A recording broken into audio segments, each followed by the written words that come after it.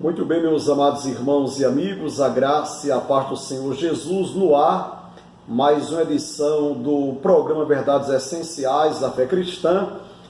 Nesta live ou neste vídeo, nós estaremos ministrando a segunda parte dos estudos por tema Porque todos os pecadores ou porque todos os homens devem aceitar Jesus como Salvador.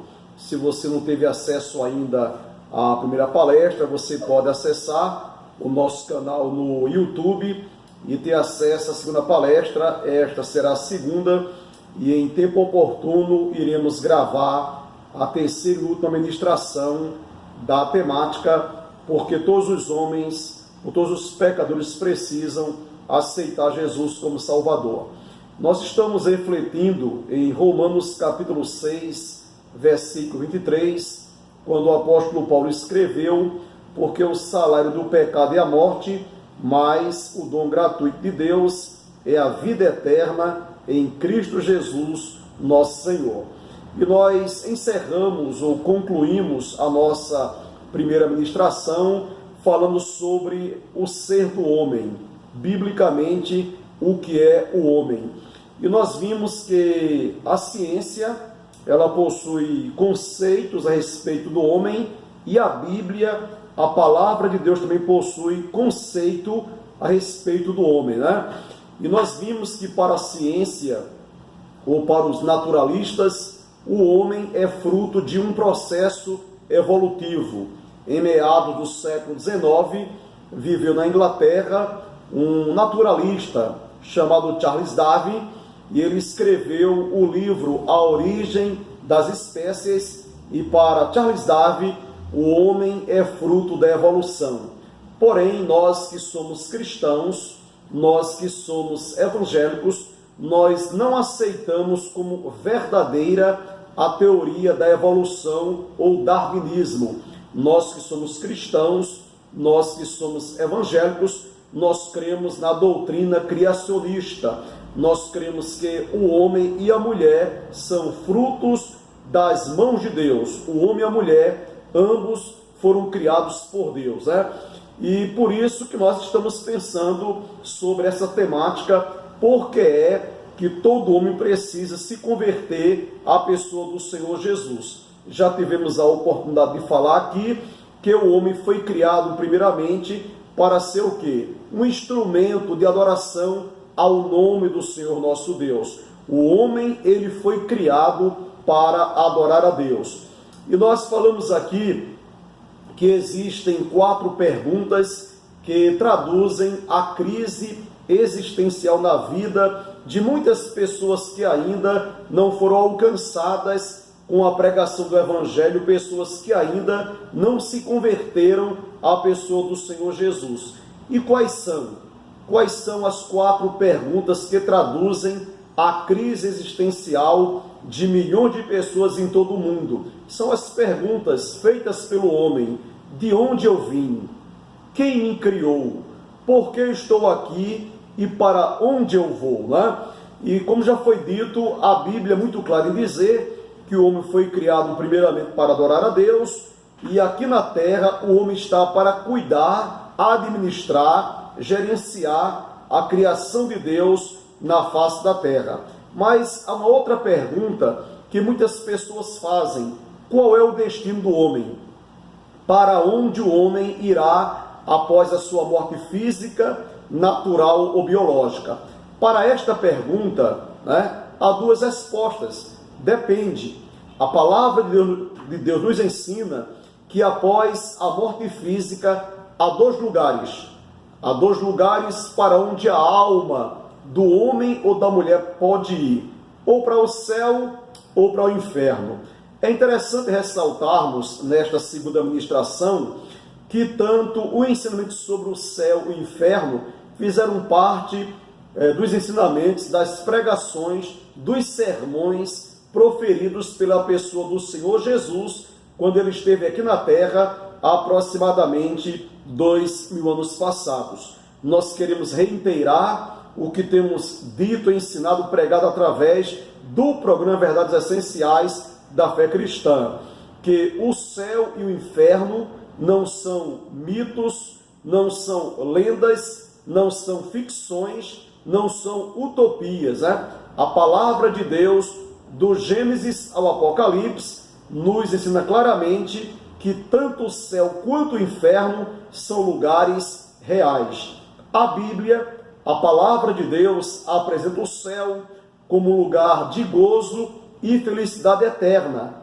O céu é apresentado como uma cidade, como uma morada perfeita, e a Bíblia diz que o céu é a atual morada, ou habitat, ou a residência de Deus com os seus santos anjos, e que o céu será a eterna morada daquelas pessoas que morrem convertidas ao Senhor Jesus ou morrem em comunhão com Deus. Enquanto o inferno é um lugar de trevas absolutas, a Bíblia apresenta o inferno não só como lugar de trevas absolutas, mas a Bíblia apresenta o inferno como uma prisão eterna. Isso aí, o inferno é apresentado biblicamente como uma prisão eterna, um lugar de dor, um lugar de angústia, um lugar de sofrimento eterno. A Bíblia apresenta o inferno como a segunda morte, né? Que é de atingir aquelas pessoas que morrem com a sua comunhão rompida com Deus. E nós queremos ressaltar nesta palestra que a Bíblia apresenta Deus como o Criador, o sustentador e o governador do universo. A Bíblia declara que Deus criou todas as coisas. Deus criou o céu, a terra, Deus criou os astros, o sol, a lua, as estrelas, Deus criou o dia, criou a noite, Deus criou os animais, os vegetais, os minerais, os peixes, os pássaros. Deus criou o ar, né, o oxigênio para nós respirarmos. Deus criou a natureza, Deus também criou o homem e criou a mulher. Por isso que a Bíblia apresenta Deus como o Criador, o sustentador e o governador do universo. Nós já tivemos a oportunidade de gravar aqui uma palestra mostrando para os irmãos e amigos que nos acompanham que nós cremos no único Deus que é ao mesmo tempo imanente e transcendente. Nós não somos defensores de uma filosofia chamada de deísmo, né? Os deístas, eles dizem que Deus criou o mundo e depois que Deus criou o mundo, Deus abandonou o mundo ou abandonou a sua criação. É tipo alguém que criou um relógio de cordas, que deu cordas a esse relógio e colocou para funcionar e de repente foi embora. Nós não cremos que Deus eleja um ser pregado pelos deístas, um Deus responsável. Também não cremos na doutrina ou na filosofia panteísta. O que diz os panteístas? Esse ponto de vista é defendido muito pelo hinduísmo ou pelos animistas, né? Que Deus é tudo e que Deus está em tudo, né? Dizem que Deus é o sol, Deus é a lua, Deus são as estrelas, Deus é o rio, Deus é a árvore, Deus é o homem, Deus é a pedra. Nós não somos defensores nem do deísmo, nem do panteísmo. Nós cremos que Deus ele é imanente e Deus é transcendente. Deus está envolvido com a sua criação e Deus está ao mesmo tempo acima da sua criação. Ambas as verdades são provadas nas Escrituras. A palavra de Deus também nos ensina que Deus criou o homem conforme a sua imagem, a sua semelhança. Nós teremos a oportunidade de gravar aqui uma palestra explicando biblicamente e teologicamente o que vem ser a imagem e a semelhança de Deus na vida do homem e da mulher. Eu quero só adiantar para você que não tem nada a ver com imagem fisionômica, não é? Então guarde aí que essa imagem e semelhança é uma imagem de caráter moral. E nesses dias nós iremos aprender porque o homem e os anjos são seres morais. E nós queremos adiantar para você o seguinte, que Deus conferiu ao homem a autoridade para administrar sua criação. E ao lermos o livro do Gênesis, nós iremos perceber também que Deus, ao criar o homem, Deus proveu tudo que era necessário para o homem viver uma vida bem e também ser feliz. Deus ao criar o homem, Deus ao criar a mulher, providenciou para o casal moradia perfeita, provisão ou manutenção para a sua sobrevivência, saúde perfeita, proteção, vida social perfeita, porque o homem e a mulher, antes do pecado entrar no mundo ou em suas vidas, o homem e a mulher viviam em paz, então havia estabilidade conjugal, familiar, né? Então o homem desfrutava de uma perfeita, salutar e harmoniosa comunhão com Deus. Então o homem e a mulher, antes do pecado entrar no mundo, eles eram felizes, eles viviam em paz com Deus e entre eles havia paz, havia comunhão. Mas pergunta-se, Deus planejou e Deus criou o homem para viver uma vida de felicidade. Mas por que é que o homem e a mulher, por que é que os seres humanos não são felizes? Qual a razão de tanto sofrimento, de tanta desavença, de tantas doenças, dores, angústia e infelicidade? Por que o homem e a mulher, por que nós, que somos seres humanos, estamos sujeitos à morte? Ao lermos a Bíblia, nós iremos perceber que a Bíblia revela a falha do homem e o consequente desvio do programa ou do plano de Deus. A Bíblia diz que Deus, ao criar o homem, deu ao homem uma ordem, uma determinação, né? A Bíblia diz que lá no Jardim do Éden havia várias árvores, dentre elas havia duas árvores especiais, a árvore do conhecimento do bem e do mal e a árvore da vida. E Deus tinha dito para o homem que de todo o fruto do jardim ele poderia comer, porém do fruto do conhecimento do bem e do mal ele não poderia comer, porque no dia que ele comesse ele certamente morreria. Mas o que a palavra de Deus nos ensina? O homem fez uso de seu livre-arbítrio, de sua liberdade para pecar contra Deus. O homem preferiu dar credibilidade ao diabo a dar credibilidade a Deus. E nós sabemos que devido o homem ter desobedecido a Deus, tanto o homem quanto a mulher, Adão e Eva, biblicamente, eles são os nossos representantes perante Deus. E antes da humanidade existir, na mente de Deus nós já existíamos. Então, quando nossos pais carnais, pais biológicos, Adão e Eva caíram em pecado, antes de nós existirmos, nós também caímos com eles. Por isso que o apóstolo Paulo, escrevendo aos Romanos, tratando sobre a doutrina da universalidade do pecado, o apóstolo Paulo diz que todos, não alguns, todos pecaram e destituídos estão ou afastados estão da glória de Deus. E ao lermos a Bíblia, eu quero concluir o segundo vídeo, apresentando para você agora as consequências da queda de Adão e Eva, as consequências da entrada do pecado no mundo. Então, ao lermos a Bíblia, nós iremos perceber que, como consequência do pecado, primeiramente, a Bíblia diz que o homem passou a ter medo e passou a fugir de Deus. Em Gênesis capítulo 3, versículo 9, a Bíblia diz que no dia da queda, da rebeldia, da desobediência por parte de Adão e Eva, o texto mostra, a Bíblia mostra que Deus tinha por hábito vir conversar com o casal à tardezinha. E no dia da queda ou da desobediência, no dia que nossos pais comeram do fruto do conhecimento do bem e do mal, a voz de Deus, a voz do Criador, bradou no jardim. Deus perguntou: Adão, aonde estás? Então Deus, ele veio de encontro ao homem, e a palavra de Deus nos ensina que tanto Adão quanto Eva tiveram medo, o medo passou a ocupar o coração do homem, o casal fugiu da presença de Deus, a entrada do pecado do mundo trouxe o quê? A maldade ao coração do homem, e a Bíblia diz que Deus puniu ali a serpente, Deus puniu Eva, Deus puniu Adão, Deus puniu a terra, Deus fez uma promessa de punição ao diabo, E a Bíblia diz que a punição da serpente, disse Deus que a serpente, a partir de então, ela passaria a rastejar e comer do pó da terra. Eu não quero entrar no mérito da questão, que a Bíblia não fecha a questão, mas há estudos que dizem que antes do pecado entrar no mundo, a serpente ou ela andava sobre a sua cauda, ou ela voava. A Bíblia não fecha a questão. Isso é só especulação. Mas disse Deus que a partir de então a serpente passaria a rastejar e comer do pó da terra.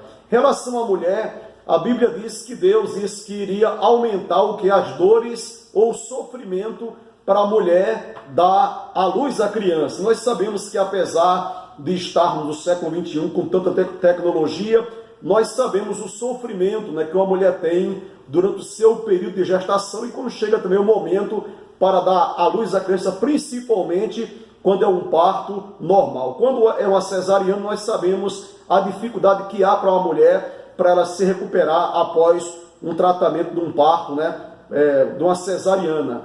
A Bíblia diz que Deus ele puniu a terra e também disse a Adão que a partir de então, do suor do rosto, o homem trabalharia para se manter. Devido à entrada do pecado no mundo, o homem e a mulher perderam a comunhão com Deus, o casal foi expulso do Jardim do Éden, a existência física passou a ser reduzida, né? E a Bíblia nos ensina que desde então, doenças físicas, mentais, passaram a atingir a vida do homem e da humanidade.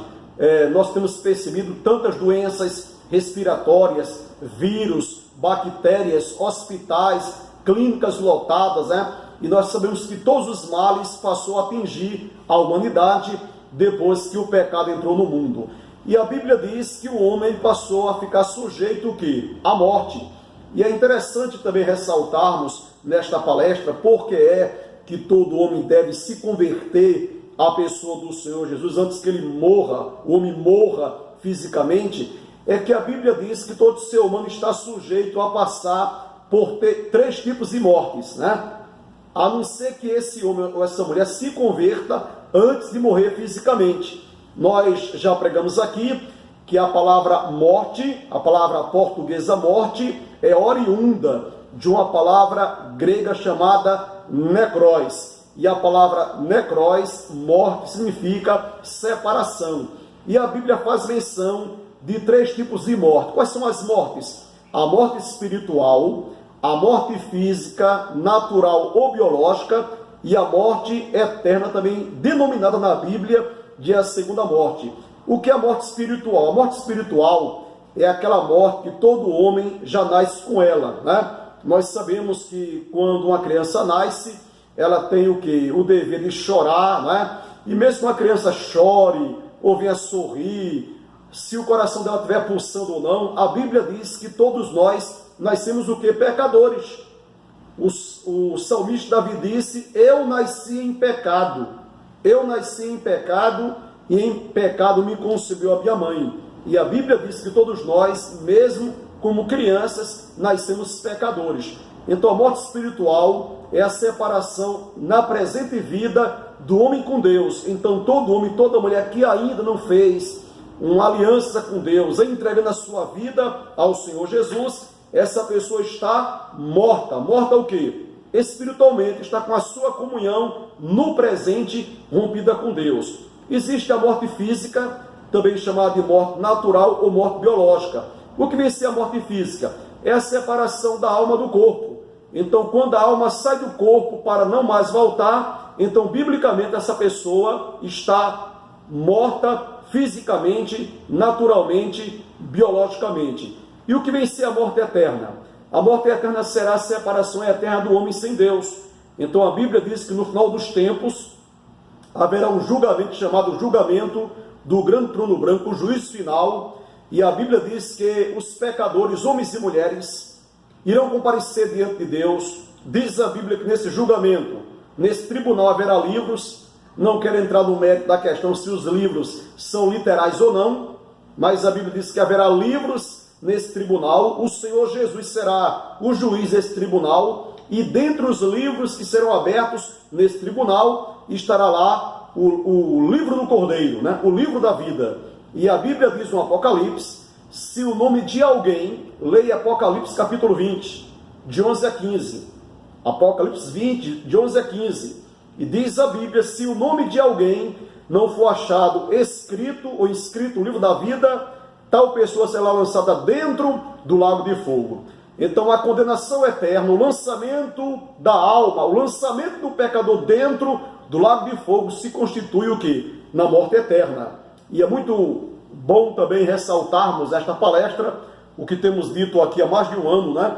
Que Deus não vai dar uma segunda chance ou oportunidade para que o homem, para que o pecador possa se redimir, se arrepender ou aceitar Jesus após a sua morte física. Então vamos ficar por aqui. Esta é a segunda palestra ministrada e a terceira palestra iremos trazer a resposta. Por que é que todo homem, que toda mulher, antes de morrer fisicamente, deve se converter à pessoa do Senhor Jesus Cristo, né? Se você puder, curta esta palestra, curta esta live e se inscreva também. Inscreva-se no nosso canal, divulgue a nossa programação, o programa Verdades Essenciais da Fé Cristã. O nosso muito obrigado pela sua atenção e até a nossa terceira e última ministração, porque é que todo homem, porque é que toda mulher, porque é que todo pecador deve, antes de morrer fisicamente, se converter à pessoa do Senhor Jesus. Seja abençoado em nome do Senhor Jesus.